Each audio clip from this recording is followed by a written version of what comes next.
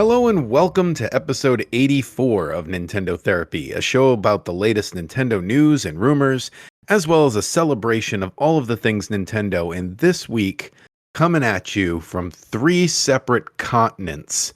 My name is Kevin, and here with me to talk about Animal Crossing Trouble, the Indie Showcase Shuffle, and Dragons That Are Double is Harrison.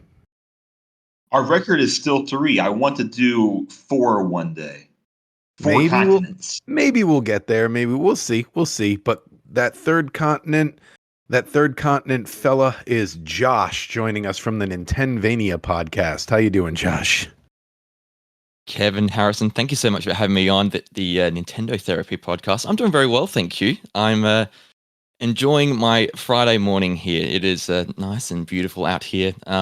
Better than the graveyard shift that you were telling me you're going to do later tonight. So I'm easing into the weekend, having a good time. Yeah, graveyard shift, but you know what? It leaves time during the day for some Nintendo, so that's good. You don't need sleep, do you? Exactly, yeah. Then I'm just a little tired. What of it? And we actually do have kind of a lot of games to talk about this week because of the Indie Showcase. But first, I think I know it's on my mind. I kind of want to talk about the Animal Crossing news. Did everyone get a chance to see that Pocket Camp is shutting down? Yep. Yeah. Harrison, you're kind of our Animal Crossing guy. Why don't you give your thoughts? I am the, what do we call it? I'm the representative on this podcast. Right, so it's shutting down on November 28th. No coincidence that is also Thanksgiving. And a one-time paid app will be available, and users can transfer over their saves. There's not a lot of details I've seen as far as what, like, if you can take over all of your items, but the online functionality of it will not be there anymore. So this is going to be an offline game that I'm assuming is under the same title as Animal Crossing Pocket Camp. I have lots of thoughts about this. I don't even know where to start. It came out October 2017. So this game has been around for a long, long time. I mean, almost as long as the Nintendo Switch. And for Animal Crossing New Horizons, which was hugely successful, but almost not supported at all, only getting one huge update, this mobile game has been supported for a very, very long time. So if you're someone who spent money on the in-app purchases, you knew this was a chance that this could actually happen at some point. Yeah, I think it's something people, sorry to interrupt, but I think that's something, whenever someone makes in-app purchases in a game, you are admitting, at least in some part of yourself, that someday this game will not be supported anymore. Like, none of them last forever. So there is that part of it, but yeah, go ahead. And I've done it before, not with this game. And I would just kind of pump the brakes as far as I've seen a lot of positives, seen a lot of negatives. I don't think we really know. I mean, yes, no microtransactions are a good thing, but we just haven't really seen Nintendo have a game that went offline and then they supported this mobile offline game. Because where's all the money in that? It kind of sounds like they're going to do an offline game at some point and it's just going to be over. Like, not a lot of updates and that's it. So yeah, that's the unfortunate truth about these mobile games. A lot of people want Nintendo to get more into the mobile gaming market, but this is one thing that keeps me as a player mostly out of it completely, is that someday the games aren't supported anymore, and it's not even like a console game where you can, oh, at least I can still play the game. Like there were a few mobile games I got really into, and they're just not available anymore. They're lost media. So Mm. that's something that just it's an unfortunate truth about mobile gaming, and good on Nintendo for at least keeping it alive for a little bit longer with the offline capabilities. I really hope they do that with the Mario Kart game they had, because I know that has a big following. And it's kind of weird that they didn't do it with the Dr. Mario game, because that was just Dr. Mario on mobile. But yeah, those are my thoughts. Anyone else? So last one, then I'll send it over to you, Josh. I think overall, this ultimately means that we are getting something Animal Crossing sooner rather than later. This means I would not be surprised if we see Pocket Camp or that idea come to console, but I really don't know. I just think that we're getting. I don't think it's going to be another 7 years before we get another uh, Animal Crossing game. Meaning, like, last one came out in 2020, 2027. I think it's going to be sooner than that. So, Josh, I don't have a good setup for you, but what are your thoughts? Yeah, I remember playing this like very briefly when it came out 7 years ago, and thinking like, no, it's fine. I'm like, I can see how there's appeal to this, and obviously you got to go into it daily and you got your daily tasks, and I think it really works well for Animal Crossing, sort of this sort of mobile everyday checking in kind of a thing, because that's just like how the real game works. For me, 7 years is a pretty long time, I think, and so yeah, like you said, Kevin, like you go into these mobile games and you expect to, one day it's going to be dead, like Dragalia Lost, and you're never going to probably play it again. But yeah, awesome that Nintendo is going to salvage it in some way. So you'd expect and hope that it's got some good features still, and those people who've poured so much money into it over the years can still enjoy it in some shape or form. Yeah, Nintendo's so weird when it comes to mobile games. I know they, towards the end of the Wii U era, they really talked about how they're going to push for it, and we've seen some good things and some things that kind of flopped a bit.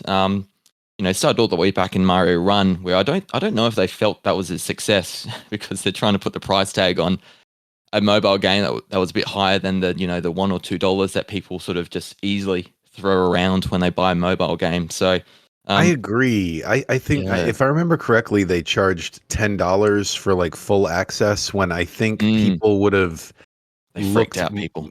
yeah, they would have looked more favorably upon like $1 per world or something like that, and they would have ended up spending the same amount of money. But there's something about the microtransaction in that case that makes it seem like a better deal. That Yeah, would have been so much better. So yeah, I don't know if Nintendo feels like they've really mastered mobile, and I don't know. I just look at some other games like Pikmin Bloom. Like I don't know how that still survives. Does that even make money? I don't I know. forgot about it, and I love Pikmin. I, And I I completely love forgot about it. Pikmin. It's not fun. The app's not fun in my opinion. So yeah, if I'm a Pikmin fan and I don't find it fun, then I don't know who's pouring money into that. So I'm expecting that to close sometime soon. So um, yeah, it's so fickle, the mobile market anyway, and I don't know. The Switch is doing so well. Why not focus purely on that, or the handheld console game that's the area that they do so well in. Yeah, so far all of their mobile efforts have kind of felt like experiments for them. It feels like they have one foot out the door, like they're just kind of like, we might, but we might not. They're not committed, I think is the word I'm looking for. They're not really committed to mobile Definitely. games. They're just like, well, people are asking for them, and we know we'll make a profit, so we'll do a couple. But we're not really, our heart is not in it. You can tell that Nintendo's heart is not in these mobile games. which is why I say kind of pump the brakes on it, because I see a lot of people who are doom and gloom, like this game's going away, but then a lot of people that are saying, no, like no more microtransactions. That's always good. But if I had to predict, I would say that there's not going to be much to this offline game. It's going to be what they have now, and I could see them never adding any new content to it. That's just a prediction. Again, I don't think we've ever seen a Nintendo IP that was like an online game go to an offline game. It's kind of a funky idea overall. Animal Crossing New Horizons, 14th best-selling game of all time. Yeah, that's why I know you kind of teed this up earlier with saying there's something Animal Crossing related probably coming soon, and I fully believe that within the first 2 years, probably within the first year of the next system, they'll have that as like one of their top priorities, just based on how much that game sold and how much time we've had in between that game and now. I was thinking that Animal Crossing is a big enough franchise that we could go back to like the 3DS and we could have like a mainline Animal Crossing game and then like Animal Crossing Pocket Camp on console or something of the sort. Yeah, maybe they could interact in some way too. Right. Right. I think that, I mean, again, 46 million copies of New Horizons. So even if half of the install base buys the new game and nobody else plays it, it's a successful game.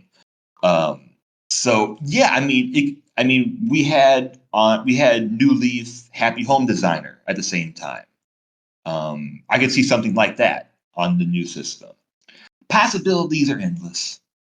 And speaking of possibilities being endless and moving into the future, we had an indie direct, which is probably the last direct we're going to get that's 100% Switch focused. I'm thinking we'll probably be hearing something new about the next system sometime soon. I don't know.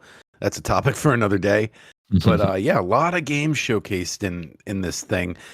Didn't showcase, I don't know why it didn't happen in the last one either. The Plucky Squire, which I've mentioned is my indie most interested game right now. But yeah, a lot of other stuff. Let's Plucky talk Squire about the was stuff they just did. Oh, and just for context for any listeners, it was indie / partner showcase. So the second half were the partner games. I had there's a lot of games on here that I want to play, and I had a few predictions that I was correct about. So, like if I could start with the indie one, I'll throw one out right now. There's a game called Wobbly Life that I've been waiting for to come out on Switch for a very, very like since it came out in early access, pretty much. Wobbly Life, if I could describe it, it's kind of like Human Fall Flat meets Grand Theft Auto meets like Life Sim. So it's like an open world game with ragdoll physics, and you can earn money, and there's lots of vehicles around the world that you can like take and ride around. And yeah, it reminded me a lot of like Lego City Undercover almost, where it's just very goofy in that sort of way. It might be more intended for younger gamers or for families, but I've loved playing it on my Steam Deck, and I've always thought this is a perfect Switch game. It's so goofy. The one that stood out, Kevin. Yeah, the one that stood out to me from this direct was well, there were a few that stood out, but the one that I think is on topic for what we were just talking about, speaking of Animal Crossing, the My Sims Cozy Bundle game looks very Animal Crossing influenced to me. I mean, I haven't really played a Sims game since like the early 2000s, so I don't know if this is where the series has been, but yeah, it looked very Animal Crossing reminiscent, like the cartoony art style and just all the little customizations that you're used to having in a Sims game. But it seemed to have like interactions with people in like a little town or something. There was like a town square. that we saw, and a lot of looked like they were sailing around to islands, even, which is straight out of New Horizons. So yeah, this looks very Animal Crossing influenced, and imitation, sincerest form of flattery. That doesn't mean I won't play it. I might actually play this game because it's one of those things where you ever have this happen. Literally like 2 weeks ago, I was talking to a coworker, might have even been last week, where I was like, I'm kind of in the mood to play a Sims game. I haven't played one in forever. And then this trailer came out and I'm like, oh, well, there's a new Sims game. Maybe that's my in. So I don't know. I might play this one. I'm still on the fence, but I was blown away at how much it looked like Animal Crossing. It's My crazy to Sims. me that Go ahead. this series, Sims is like, is this the first entry on the Switch, like for any sort of Sims related game? Because to me that feels like a massive wasted opportunity from EA and the cozy niche market there. I know they're calling it cozy and finally now sort of trying to catch up to it, but yeah, this should have been something that got released ages ago with one of the other versions of the proper Sims, and yeah, I just feel like they're leaving money on the table here, EA.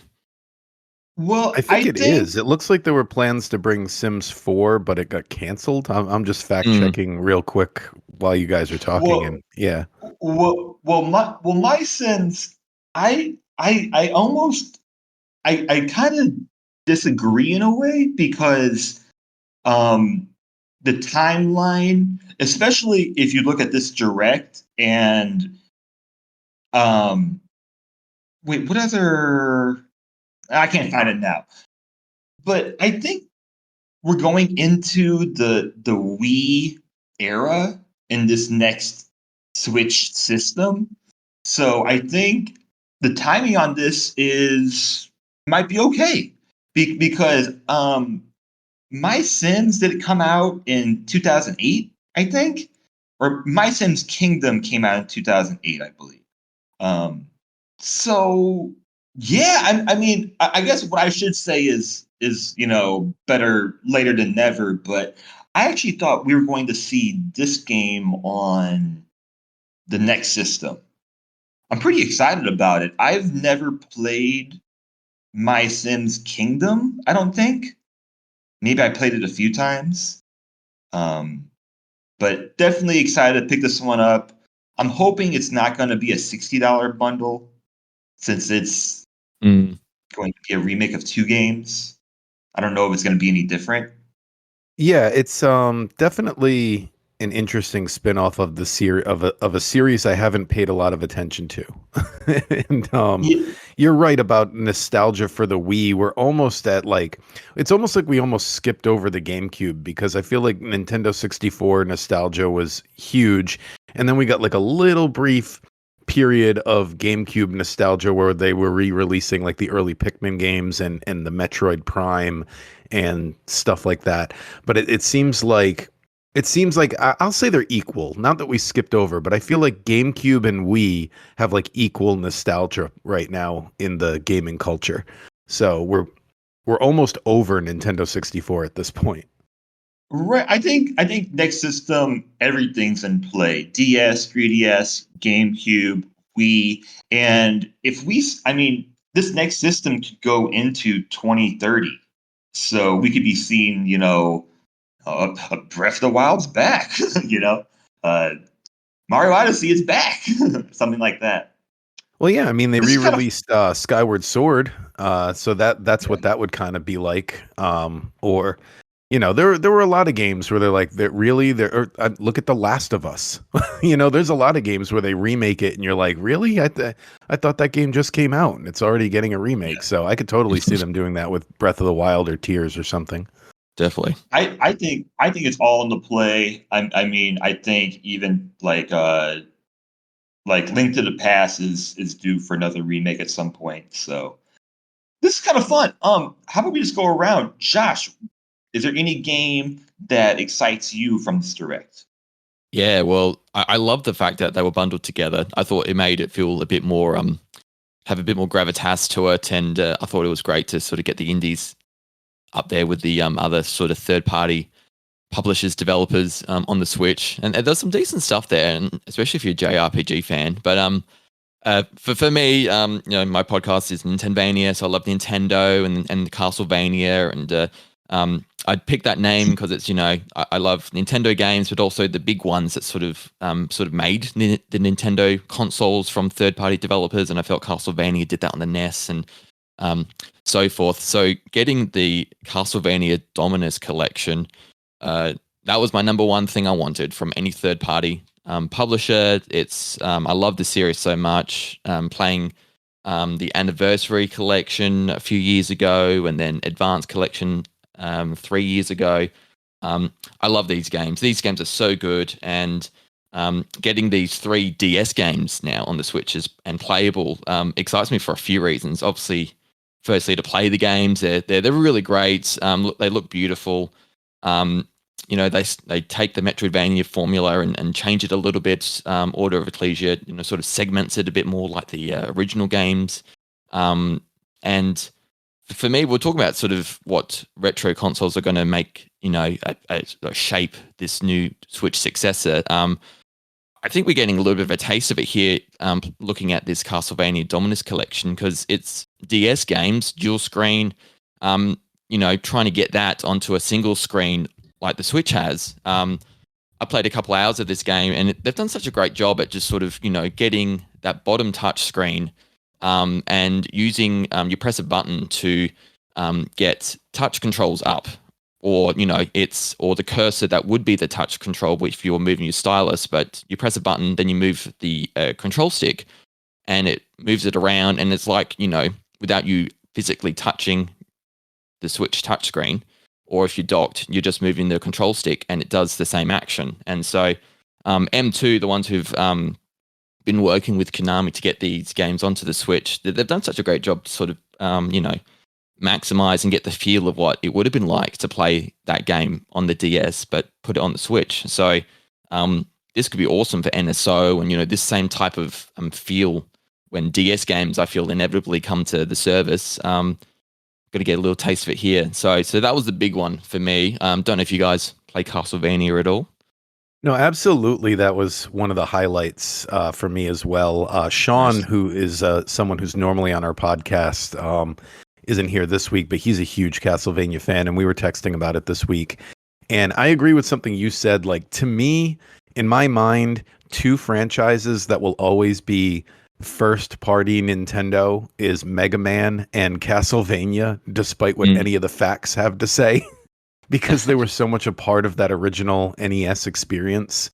So yeah, I always associate Castlevania with Nintendo and Mega Man with Nintendo, even though they've both gone on to have games on every other system. So cool. I'm excited for this collection. I wish Symphony of the Night would make it into one of these collections, but I guess it's got some sort of Sony exclusivity contract or something. It's weird, isn't it? Not even PC. It's just PlayStation 4, isn't it? Yeah. Were these 3 Castlevania games only DS? Were they DS only? Yep.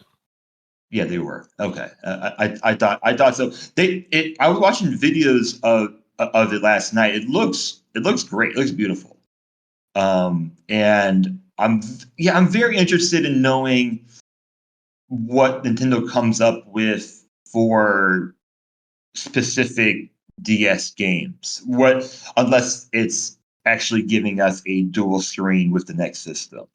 So yeah, I was really excited to see that. More Castlevania is always good. How many Castlevania games do we have on Switch now?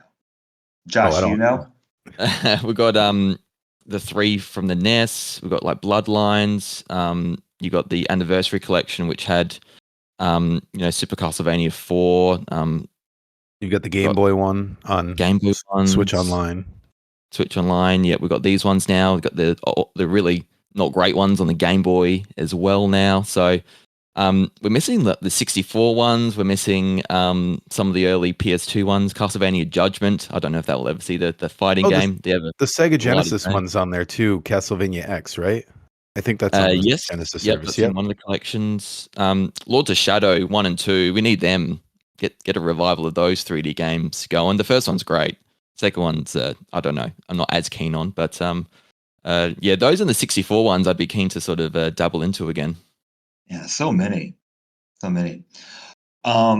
If we're talking, okay, there's so many games. We need to talk about big games before I run out of time. Yeah, let's talk about the other collection Yakuza. real quick. The What's up? Tetris collection they revealed. I just have a quick sentence about that, which is when they revealed this Tetris collection, I was like, how have they never done this before? Like Tetris is so popular, and they sell Tetris on everything, and I'm just like, oh my. I was like, wow, this is a great idea. And it never occurred to me. And maybe it never occurred to them because I'm like, how have they never bundled all these variants of Tetris before? 40th anniversary collection. This one looks awesome. Like I never think about buying a Tetris game because it's like if I want to play Tetris, there's like so many options now, you know? Yeah. This one, especially the time warp mode, really makes me want to maybe just buy this one as like an homage to how much I love Tetris. And it speaks to the brand of how much people love Tetris that like it still sells even though the base of the game is something you can play in your web browser for free. And yet the games still sell. So, Because it's the perfect game. It's an example of a yeah. perfect game. Um, I agree. and there's more examples than that, but on its own, it is what it is, and that's why it continues to sell different versions of it. Yeah, really cool. Lots of This was uh, my second favorite announcement. The package. I love Tetris. Tetris 99 really got me into the series. I'd played a little bit before, but never really like. Oh, it's fine. But Tetris 99 got me into it. Like how to do the movements, like get things into place, and I can't wait to get this collection because I want to dabble into like Tetris 2 and when they change the rules a bit, Tetris Attack kind of stuff going on, and this is I can't wait for this. I thought that the NES version of Tetris was already on NSO, but apparently not. It just was the Game Boy one. But I'm just going to play all of these and just have a really good time because I agree with you guys. It's a perfect game. It just making things fit together is one of the most satisfying things ever in video games, I feel. And just when you get the Tetraminos going and actual Tetris with those big long blocks, it's just I don't think many better feelings there are in gaming, to be honest. we should include that. Yes, NES Tetris is coming to NSO in the winter, and Tetris Forever is announced sometime for this year. So Yeah, yeah, if that gets it's pulled in kind the randomizer, we'll probably be talking about both in the same week. it's kind of strange that like it's not. I'm not the same way, Josh. I was like, oh yeah, the biggest game, like the biggest game is not on the Switch service. Uh, I totally forgot as well. Um, I started to say, yeah, Yakuza is finally coming to Switch. Finally, it's finally happening. I did not think it was going to happen in this life cycle, but Yakuza Kiwami is a fantastic sign that we might be getting more Sega and just more Yakuza games on Switch. So I'm hoping this means on the next system we can get Yakuza Zero, Yakuza like a dragon. Um, where is Shenmue 1 and 2? Those should have been on Switch for forever. They ended with it. I was shocked to see it because I've just been waiting for so long. Um, but super happy that this franchise is finally coming. Super happy that I can play it mobile. I think it's going to be great. Yeah, the ideal time to drop Shenmue 1 and 2 on the Switch would have been when they were promoting Shenmue 3 to you know, create interest in the franchise, but I don't know if that really works since, 3 was on PlayStation, but in 2019, that's when they should have done it. That's all I'm saying. Yeah, I mean, I wish it just was from the beginning. It's not like the Switch can't handle Shenmue 1 and 2. I mean, Yeah, it they're was Dreamcast they're games. they're Dreamcast games. Kiwami should look great on the Switch system, I think. I've never played the original game. I know it looks pretty rough, but it looks really nice, and I have no doubt that it'll be able to handle it, as well as I have no doubt that the next system will be able to handle all the rest of the Yakuza games. So that's a bigger discussion for later. I know we've discussed briefly about how many big uh, first party games that we could see on the next Nintendo system. Who's next? Um, Josh, what other game are you excited about? From the showcase. Yes. Yes. So I I'm keen on the Yakuza stuff as well. I'm glad that's coming on. That I've always looked at that series from afar and thought that'd be interesting to play. So I think getting it on the Switch is super awesome. And then I agree, the successor will be able to play any of the other ones surely. Um, for me, the indie direct. Now I need to play Balatro or however you pronounce it, because that latest free update with the crossovers with Witcher, like that seems like a match made in heaven with the Gwent sub game you play in that one.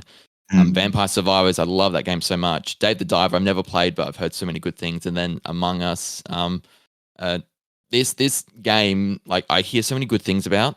Balatro, I just need to get it. I've got too many things to play right now, but I just need to get it. It's on sale. I should just pick it up, become addicted to it, and never stop talking about it. That was a great one of the first updates I think from the indie showcase. That one, and I'm not ever going to play this game, but Power Wash Simulator, the Shrek special pack, I just thought that was hilarious. I was just Yeah. laughing the entire time that I'm in Shrek Swamp and we're starting to clean everything, for something that, the whole ogre, smelly, disgusting thing, and now you're going in there to clean it up. It just worked on a couple of levels for me. So I thought that was pretty funny. That were the big Right. ones for Yeah. the Yeah. indie for me. Yeah. Power Wash Simulator, despite me loving that genre, it's too slow for me. I cannot play that Mm, game. yeah. It's just like give me like something to tinker with. Like not clean, just give me something to like play around with, and then I'm happy. Um, but yeah, Josh, if you want to focus on other games, I would stay away from Balatro right now. I'm just saying, because Yep. I put 60 hours into that game Wow, really? in the first month I had it. I know that's amateur to some people, but for No, me, no, um, that's very like solid. it was the only game I was playing for about 3 weeks straight, I think. Yeah. It's awesome, and this update just gives me an excuse to say, okay. It's amazing that Balatro was supposed to be like this small indie game. I think it's only like two people that did it. A small indie game is potentially going to be indie game of the year, which is now collabing with games like Witcher, Vampire Survivors, Dave the Diver, Among Us. Those are all huge games Mm. in their own right, just huge games. So Yeah, I'm with it's you. done so I'm well. excited. I'm going to stay away from it while I finish some other things, and I reckon over the Christmas break, if something's slowed down, that's my time to pick Yeah. this one up and give it a really proper go. The appealing part to Balatro, I mean, if you're like me and you like card games, then you're set. But it's a super easy game to pick up, which I think is why it's sold over 2 million copies so far. It's yeah, I think it might be indie game of the year. Do It's you think we've seen the end of the Mm. collaborations here, or do you think we're going to get more franchises throwing their hat in the ring and getting their Blotcho on? I think we're going to see a lot more collabs because this one's more of like I think it's just more of like the way it looks. But I think when we start talking about gameplay, it seems like this game's going to be supported for a while. I think we're going to see a lot more updates.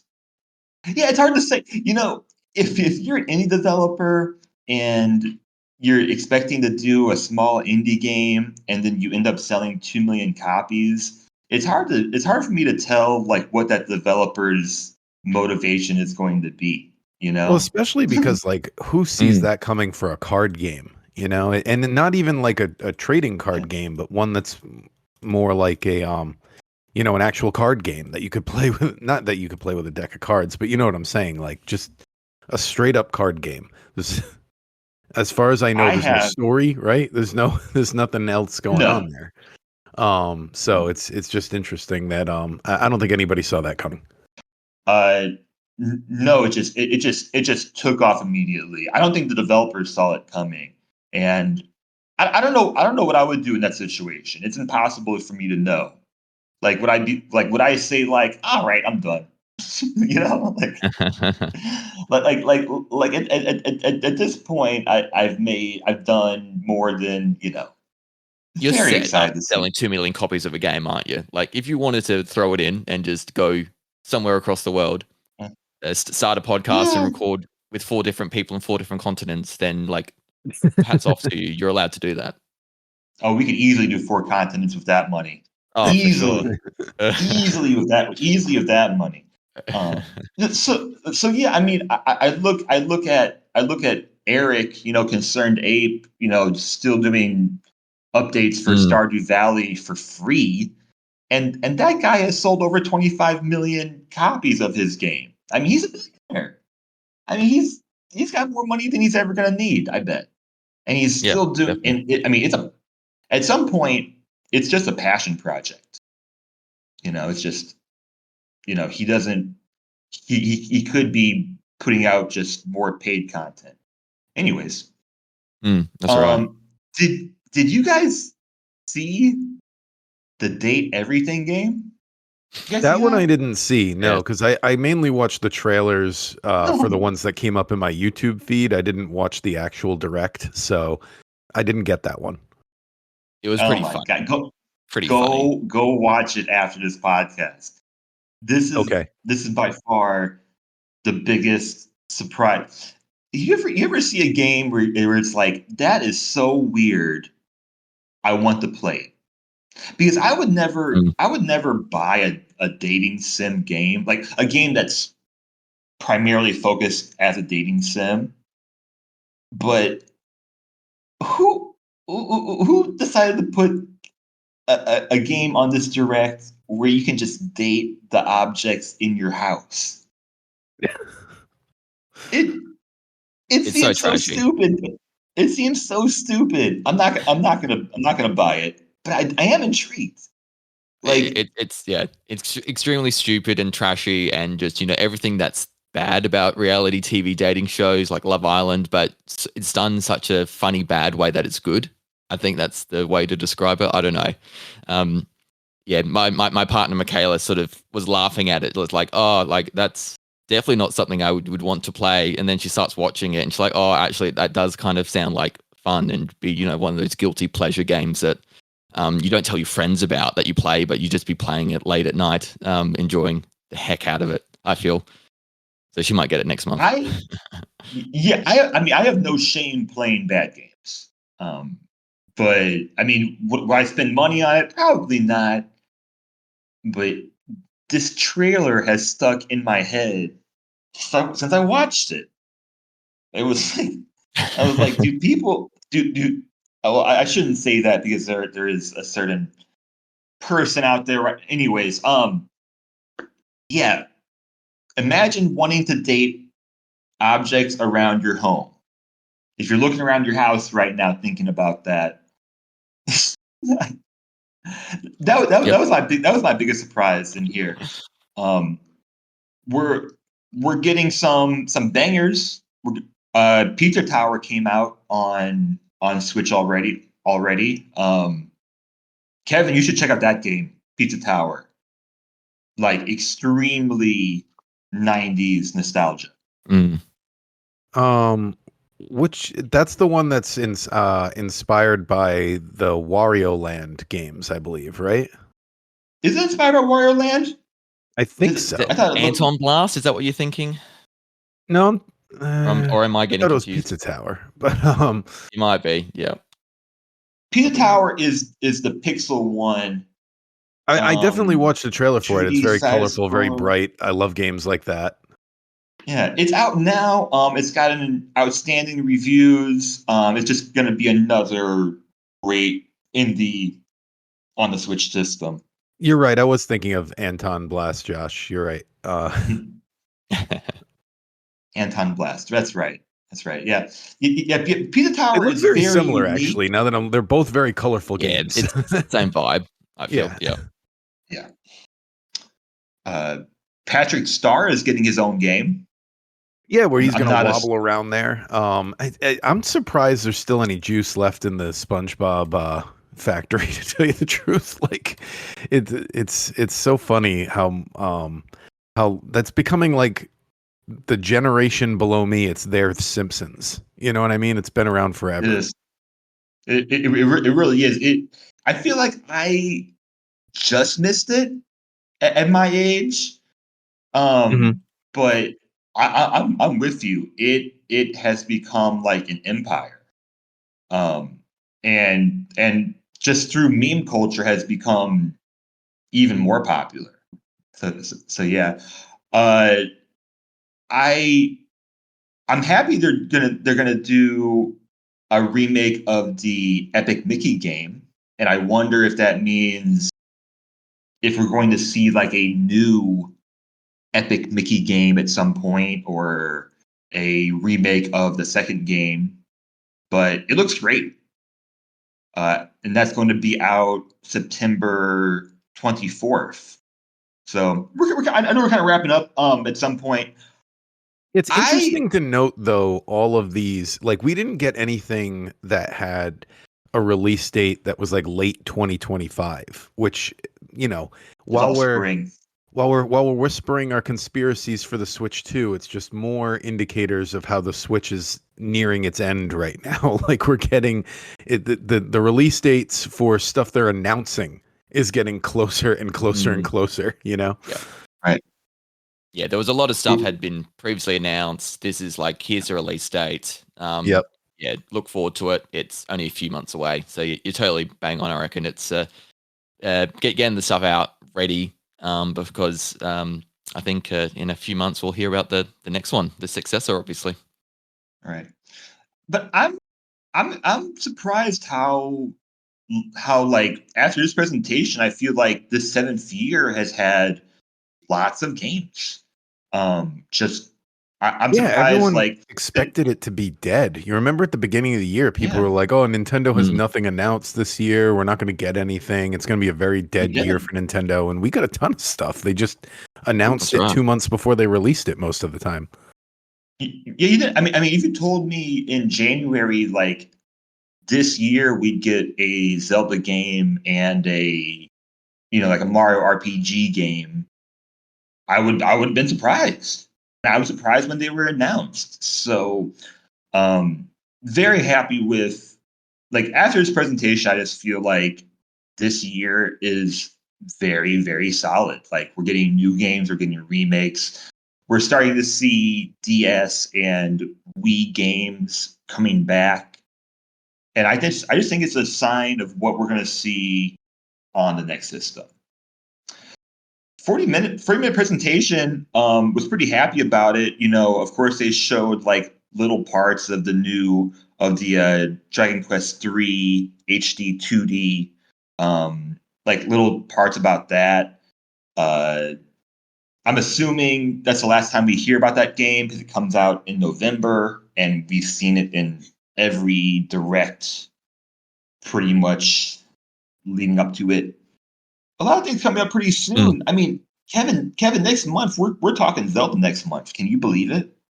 Yeah, it's only a few weeks away, which is insane. And I still hold on to that conspiracy theory that it was supposed to be in the direct before that, and things got pushed back because it's it's crazy that it still is mixed up in my mind that I keep thinking Mario and Luigi Brotherhood is coming out first, or Brothership rather, is coming out first, because it just seems so backwards that they announce a Zelda game that's coming out that soon after the announcement. But it's going to be great. It's going to be all I'm talking about for the next couple of weeks after we get it, and then I'll be on to Mario and Luigi Brothership. Yeah, exactly. So yeah, it sounds like that's everything we had to say about the Direct, unless anybody had another game they wanted to bring up. Let's move No on. Plucky Squire mention. No. Sorry, Nintendo. I don't know why you don't want to put that in there. Plucky Squire was what they did it for like 10 seconds Oh, they in did? the presentation. I must have Yeah. Like missed a it. scissor reel, wasn't it? Yeah. It was like on the first montage, and I was like, oh, that's all you're gonna show with Plucky Squire, I guess, because it's coming out so soon. But they showed it for like a few seconds, like, oh yeah, this one. Don't forget. Yeah, it's got my support. I'm definitely diving in on that one when it comes out. I haven't decided if I'm going to get it on Switch though, to be honest with you, but that's another discussion. So yeah, now we can move on to our spotlight game. This week we did double duty on Double Dragon because there's no sense in talking about one and not the other. So when it came up in the randomizer, we were like, let's do both. So the first Double Dragon game came out on the original Nintendo console in April of 1988 in Japan and June of 88 in North America. And then Double Dragon 2 came out just a year later, a little over a year later, in December of 89, and then January of 90 in North America. And they were, staples of everyone's childhood. I mean, these games are huge. There was a comic book, there was a movie, there was a toy line, there was a TV show, Saturday morning cartoon type thing. So it's a huge franchise that it's one of those franchises that's super big, but you could still find like a coworker who'd never heard of this. You know what I mean? Like it's definitely a niche franchise, but it also definitely has a cult following. So I remember playing these games as a kid. They were definitely in the stack of NES games that would get shuffled around the neighborhood. What are all your memories with the franchise? Josh, we could start with you. Yeah, well, I'm going to be the greenest, I reckon. It's one of those series I've heard about. Never played as a child, but knew it was a cool beat 'em ups type of game. I've kind of really only gotten into the series the last few years. Really, I've got a good friend who absolutely loves Streets of Rage, and so we've been playing some of the older ones, and then Streets of Rage 4 comes out, and absolutely loved playing that. And so that, along with the Simpsons arcade game, I remember sort of getting the chance every now and then to sort of play that game whenever came across the actual machine, and made the most of it whenever I saw it. But yeah, Double Dragon, I've never actually played until this week coming onto the podcast. So came into it thinking, okay, it's a bit of an older game. I'm not sure what to expect. Like if it's kind of like, the quality of life stuff's going to feel like it's a bit dated, but I actually had a really good time with it. It was, it's all in the formula of a beat 'em up. You move around, you beat 'em up. You can mash the buttons, get the different combos, press them together to jump up and kick. And I just sort of went along with it straight away, and it was a great time and a pretty short game if you know what you're doing. But you want to got the replay value to it to sort of keep it moving along. I was really pleasantly surprised by how much I enjoyed it. Yeah, and it's interesting that both games, this has come up on our podcast before. Both games are on Switch Online, and yet they also sold a Double Dragon collection on the Switch, on the eShop. Basically, Super Double Dragon and the Double Dragon Advance game plus these. So I don't think the one for Game Boy Advance is going to be coming to the Game Boy Advance service. Otherwise, it's like the majority of that collection right there on Switch Online as well. a lot of games, and then it's getting revived. Is that right? Like a new one is coming I out think so. soonish. Revive? Is that Yeah, the I name? know they had I'm not super into the series. I know they released a Double Dragon 4 back like around when the Switch was first coming out. Yeah. It might have been like a first year title for it. And then yeah, I think I remember hearing I'm looking right now. Double Dragon Gideon Rise of the Dragons came out in 2023. So they're still got new installments coming out. They had a game just last Yeah. year. And it's one of those things. It's you could just keep the legacy going and just keep giving us new levels and new moves and just keep the franchise going. Just keep the same vibes and people will keep buying it, especially if it's their thing. I remember this time period going back to the original game being full of examples of arcade games trying to have home ports. And I feel like Double Dragon really nailed it more than most games. I'd say Double Dragon and the Ninja Turtle games really made me feel like I was playing an arcade game at home more than any of the others. Like, I don't know, there's just something about it that feels very arcade gamey while you're playing it. I also Oh, learned that totally. there was apparently an Atari 2600 port of this game, which I don't even you wouldn't call it a port, but an Atari 2600 version of this game, which is it's crazy that I'm still learning stuff like that all these years later of these games I never knew existed, and B, I looked at a video of it on YouTube and it almost looks fake. You know what I mean? Like, it looks like the type of thing where when you're watching a sitcom and they're playing video games in like the early 90s, what they'd show you. Harrison, how did you like the games? Uh, I I like both of them. For me, I wish I felt more of a difference between the two. I think when I was younger, I played more of one. I think I own both of these games, and I think I played more of one.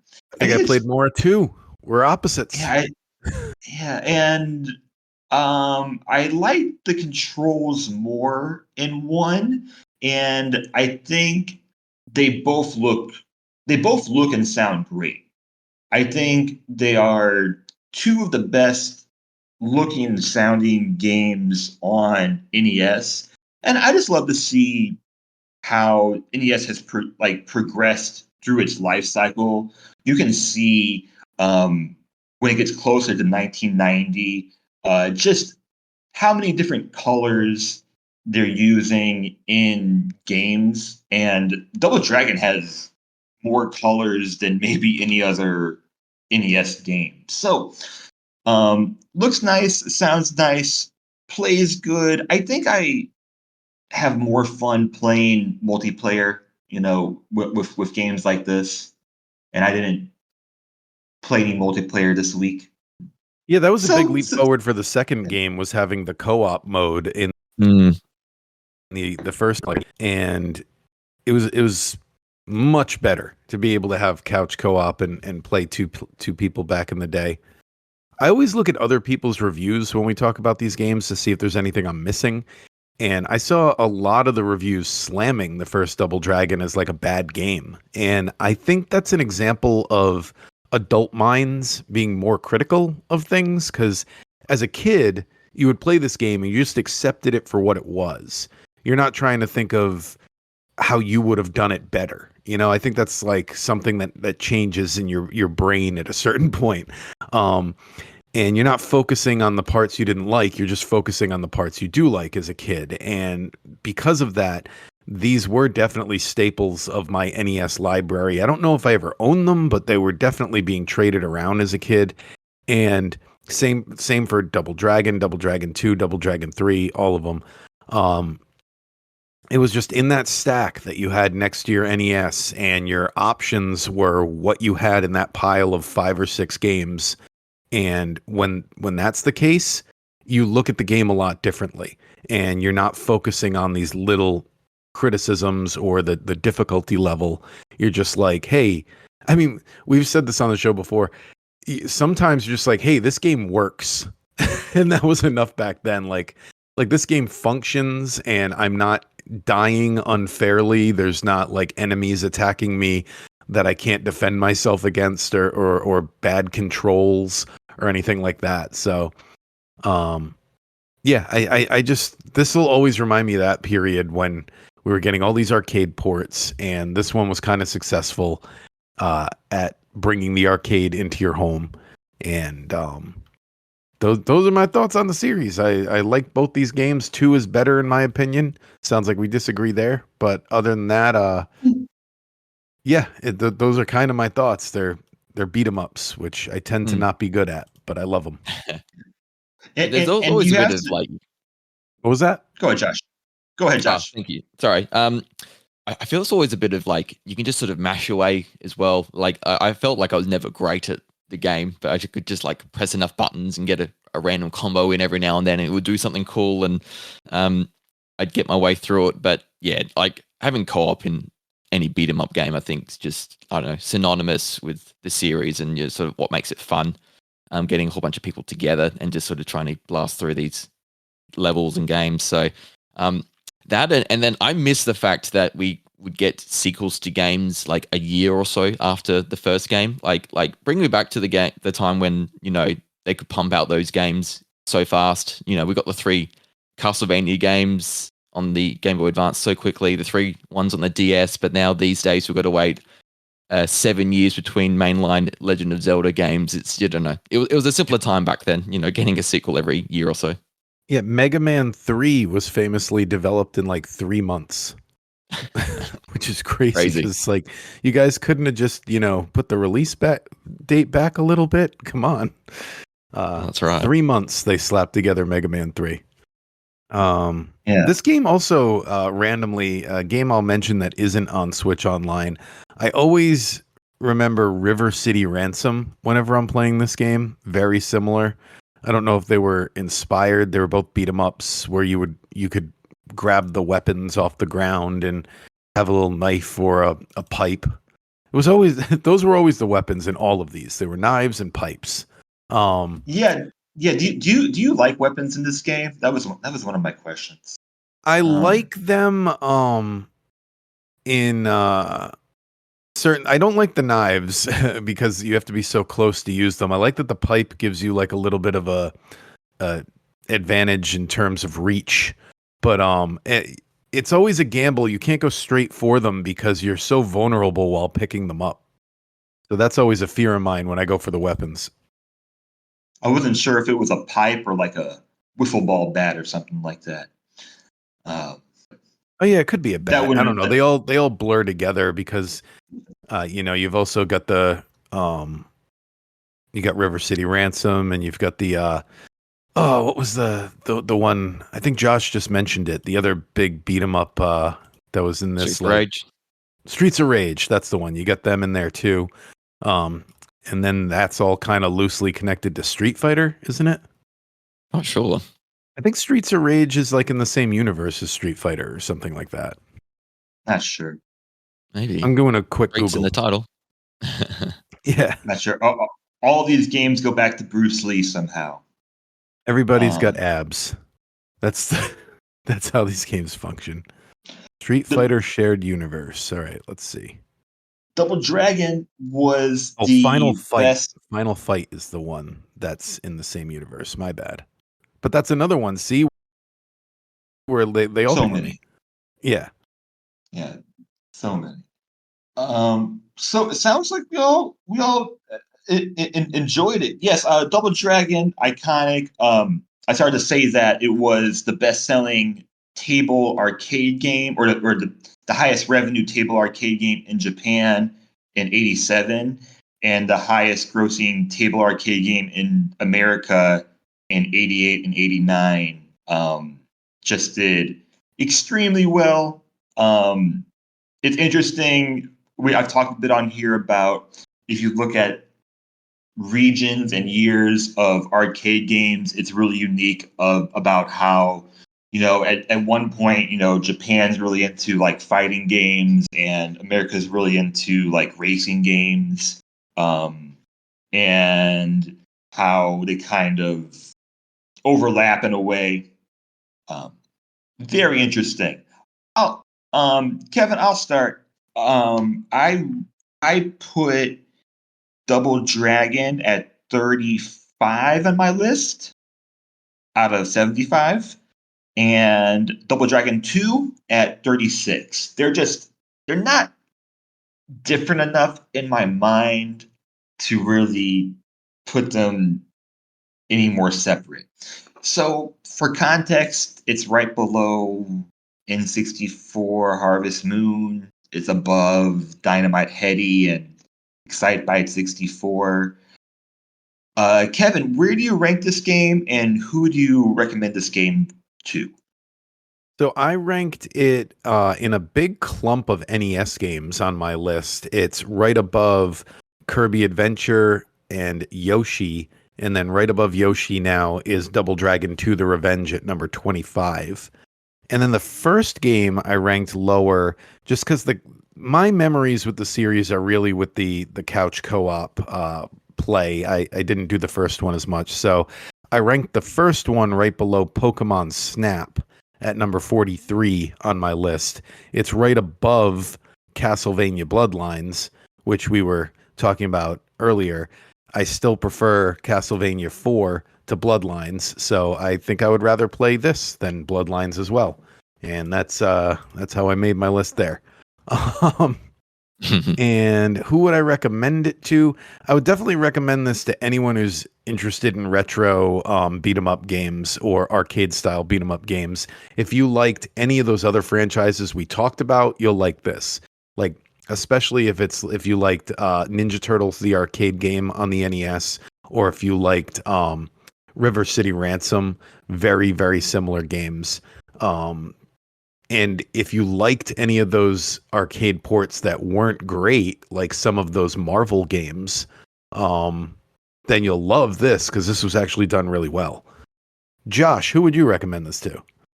Oh, I think the same type of people. Yeah, anyone looking for something in the beat 'em up series just to try out. It was so easy to play through. Play the second one if you want to have it done with someone co-op in the same place as you. It's I think a pretty nice staple beat 'em up that sort of takes inspiration from others and that does it pretty well. And Josh, how would you rank 1 and 2? Which one are you putting higher? I think 2 because of the co-op. I just think that's so synonymous with the series. I think that reason alone, I can't tell too much difference between them outside of that, really. Yeah, that is true. So yeah, let's find out what we're going to be playing next week for our spotlight game. Josh, you won't be here, but who knows who will be? It'll be me and Harrison for this one.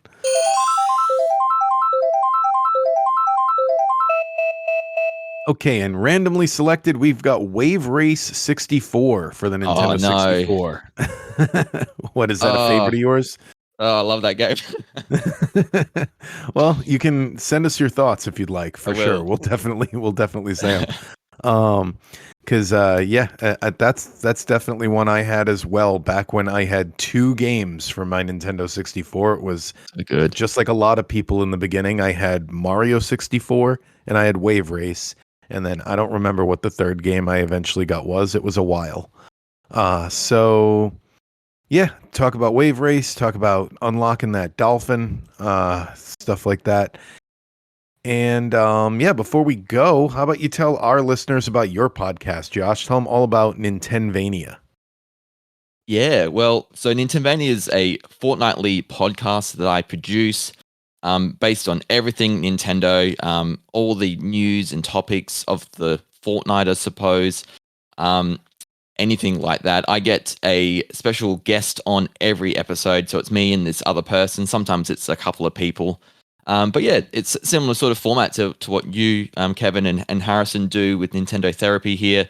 I have a lot of fun just getting to know the people, why they love Nintendo, and we just geek out on everything that's happened. And so just done an episode the other week talking about the biggest bucket list Nintendo games that people have, those games that They know are huge in the Nintendo world, but they've never played themselves, and it was pretty interesting the type of answers we got. Next episode, we've got Nintendo Live in Australia for the very first time, so in Sydney. So I'm going to go there this weekend. I'll be sharing my thoughts. Michaela, my fiance, is going to be there as well. We're going to have an awesome time. I feel Charles Martinet's there. We're going to play a lot of games. There's a few tournaments and photo ops, Q&As, all those types of things. So be sure to check out the next episode to hear all about that. But Kevin and Harrison, thank you so much for having me on. I've had a really good time geeking out with Nintendo with you. Oh, absolutely. Yeah, we'll definitely have you back sometime. It's incidentally, to go along with what you just said, I have a note on my phone, which is just a list of bucket list games that I want to tackle eventually, because otherwise I'll forget about them. So what's your top one out of interest? Let me open it up here. So the Breath of Fire series is one I want to get into. You know, RPGs, you have to have time available for those, so that's probably what's stopping me there.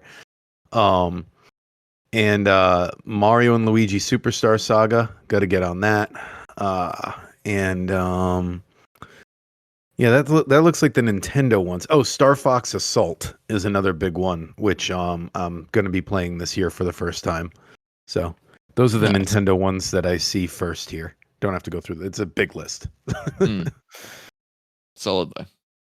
And as always, just keep in mind, listeners, we are Nintendo fans, not Nintendo experts. So if we got anything wrong, feel free to let us know. We're on Twitter at Nintendo Therapy. We have an email address, nintendotherapypod@gmail.com. We have Reddit, Nintendo Therapy on Reddit. We're on Threads. I always forget to mention that because nobody really uses it, but we're on there too. And yeah, go listen to Nintenvania, and that's another great podcast to give you your Nintendo fix when you want some Nintendo news while you're driving to work or working or mowing the lawn or whatever you do when you're listening to podcasts. Thank you, Josh, for taking the time, and we'll see our listeners next week. Bye-bye.